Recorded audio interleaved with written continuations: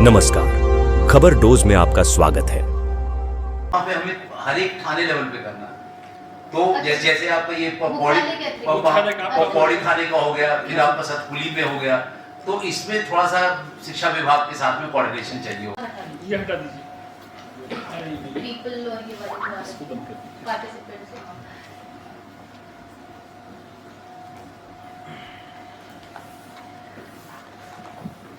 Sir इसमें वित्तीय वर्ष सर जो 25-26 में हमारी मेन आपदा सर 6 अगस्त को यहाँ पे आई थी सर, जिसमें सबसे ज्यादा क्षति हुई थी। ये प्रतियोगिताएं वगैरह नगर निगम और शिक्षा विभाग करा रहा है सर सारी, जिसमें कि जो पारंपरिक नृत्य वगैरह सब, क्योंकि वो कल्चरल मेला है सर वहाँ पे, तो उसी में इन्होंने इसको रखा हुआ है सर। और उसके बाद वो गोष्ठियाँ जैसे कृषक भरसार और उनकी भी गोष्ठी होंगी सर, भरसार के भी वैज्ञानिक आएंगे, उनके भी के उनके साथ में है सर।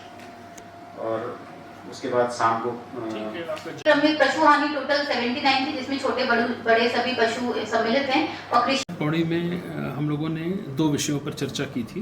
पहला तो जो सबसे महत्वपूर्ण विषय था वो था पिछले दिनों जो यहाँ जनपद पौड़ी में आपदा आई थी, तो उस आपदा में क्या क्या नुकसान हमारे हुए और उसमें क्या क्या रिलीफ अब तक दी गई है और क्या क्या काम बाकी हैं, उस पर काफ़ी विस्तृत समीक्षा की गई है। तो मुख्य रूप से जैसे आपको जानकारी होगी ही कि हमारे सभी विभाग, चाहे वो पेयजल हो, विद्युत विभाग हो, सड़कों के डिपार्टमेंट, PMGSY, PWD, शिक्षा विभाग, पंचायत भवन, ये किसी न किसी रूप में आपदा से सभी प्रभावित रहे हैं।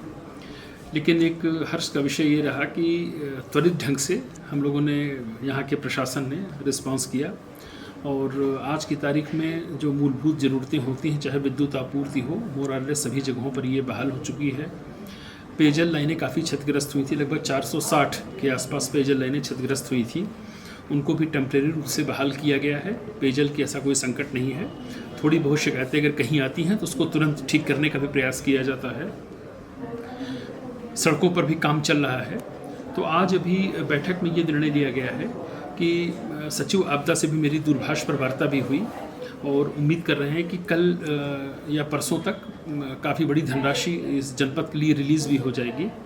कार्यदायी संस्थाओं को ये क्लियर डायरेक्शन दे दिए गए हैं कि आपने अपनी सारी फॉर्मेलिटीज़ अगर पूरी कर ली है तो टेंडर आप लगा दें और जैसे ही सैंक्शन आती है उसके बाद तब आप वर्क ऑर्डर जारी करें, ताकि टेंडर में जो 15 दिन 20 दिन लगते हैं टाइम, वो हमारा समय बर्बाद ना हो। क्योंकि ठंड जैसे जैसे बढ़ती जाएगी तो यहाँ काम करना थोड़ा सा हिली टेरेन है ये, और तो काफ़ी ऊंचाई पर है, तो ठंड बढ़ती है तो काम करना थोड़ा मुश्किल होता है। तो ये डायरेक्शन उनको दे दिए गए हैं। कुछ आपदा में कुछ फैमिलीज़ को विस्थापन का भी इशू था, तो उसमें भी DM साहब ने बताया कि ये जगहें आइडेंटिफाई कर ली गई हैं और हमारे जो जियोलॉजिकल डिपार्टमेंट के लोग हैं इसको जल्दी ही इसका भूस्थलीय निरीक्षण करके उस जगह को अगर ओके करते हैं तो उनकी जो विस्थापन की प्रक्रिया है वो भी शीघ्र शुरू हो जाएगी। सैंजी गांव में अभी केवल 6 फैमिलीज़ ऐसी हैं जो अभी बाहर रह रही हैं। बाकी चूँकि करीब 5.5 लाख रुपए शायद हर परिवारों को आवास के लिए दिए गए थे, तो अधिकांश का ने अपना कुछ काम भी शुरू कर दिया है और वो लोग छोड़ के नहीं जाना चाहते हैं, तो उसी घरों को अपने ठीक कर रहे हैं।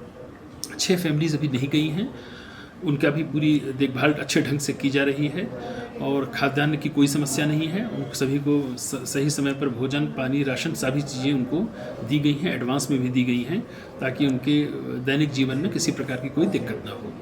तो ये आपदा से रिलेटेड इस विषयों पर हम लोगों ने गहन समीक्षा कर ली है।